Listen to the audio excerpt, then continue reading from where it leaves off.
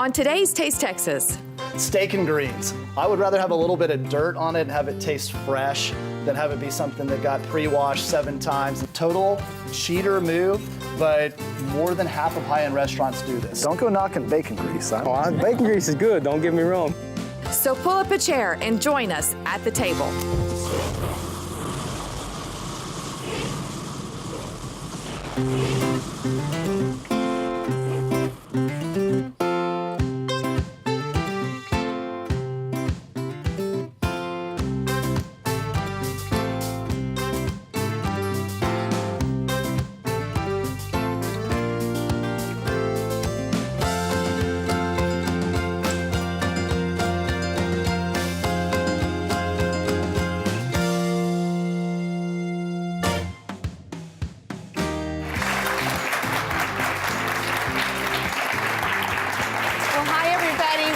To Taste Texas. I'm Amy Kushner. And I'm Garth Blackburn. We are excited that y'all are here in studio with us because when you say ooh and ah, it encourages him to cook more. So just keep doing that while we're here. And those of you that are viewing at home, we thank you for joining us this week.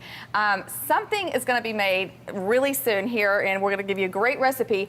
I'm starving. I missed lunch today, but I'm sure Garth has something filling for me. What's it going to be? Pressure's on. Steak and greens. So I want to give you steak and greens. Steak and greens. Yum. An idea on how to take an incredible cut of meat. Yeah. Make sure that there is no possible way to overcook it. I'm using an approach that's become more popular in restaurants. I'll talk about that in a second. And then some delicious Texas greens from some of the farms and ranches that we've been to. Yeah. And we'll top that with a little Texas tomato sauce and some brown butter. So it's going to be interesting because I'm going to talk a little bit about fat today, that a lot of times people are trying to eat healthier and they steer away from fat altogether. Let's talk a little bit today about healthier fats and how you can incorporate some of that in, maybe without going overboard. And in my case, a little bit extra goes a long ways. Yes. But give you guys an idea on how we can really put that all together for a pretty delicious meal that's not too unhealthy. Fantastic. Let's get going. All right, so we're going to start with the greens.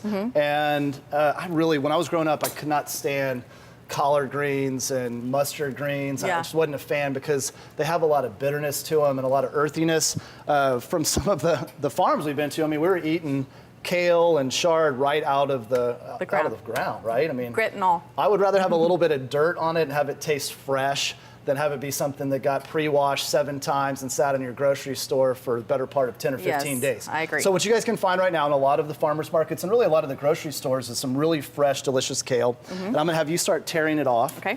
So what we wanna do here, the fastest way to tear the kale is you see these big ribs right here. Those, when we cook them, because we're gonna do a fairly quick cook, will not break down. So what I do is I pinch the 2 sides together, and then I'm just gonna tear off that top portion, okay? So just so you open it up, you see the really hearty white. Yes. Pinch the 2 together. And now the finished product's gonna be kind of julienne. It's gonna be into little strips. Because that stalk is not that good. No, it's real hearty, a little bit bitter. Right. I'll let you finish that off. Okie dokie. Okay, and so now we're gonna saute. Excuse me. You're gonna take that over? Now we're gonna saute some onions. Okay. Just a little bit of butter from Garland. A little bit of butter. That's a lot of butter. This is gonna be enough to serve everybody out here.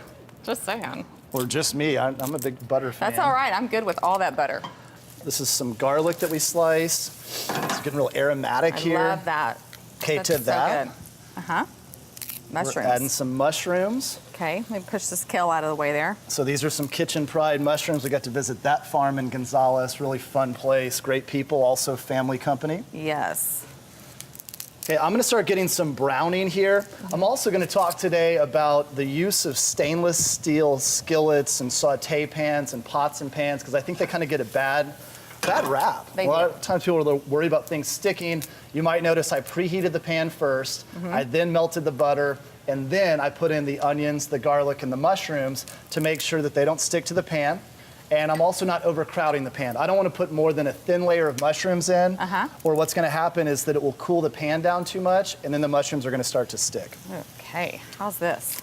All right, that's looking pretty good. And so now I'll put these in. And if you'll grab some of that chard.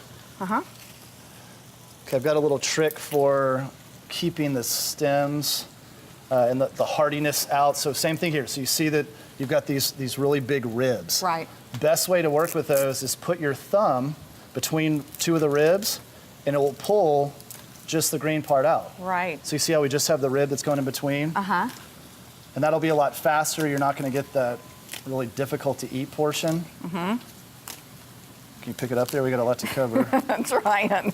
Listen, I'm going as fast as I can now. So when you're finished, you should get something pretty similar to this, where you've got all those ribs that are going out, which would be real too fibrousy, to use one of my favorite made-up words, because you're not going to be able to break it down. We're just going to start to wilt these real fast.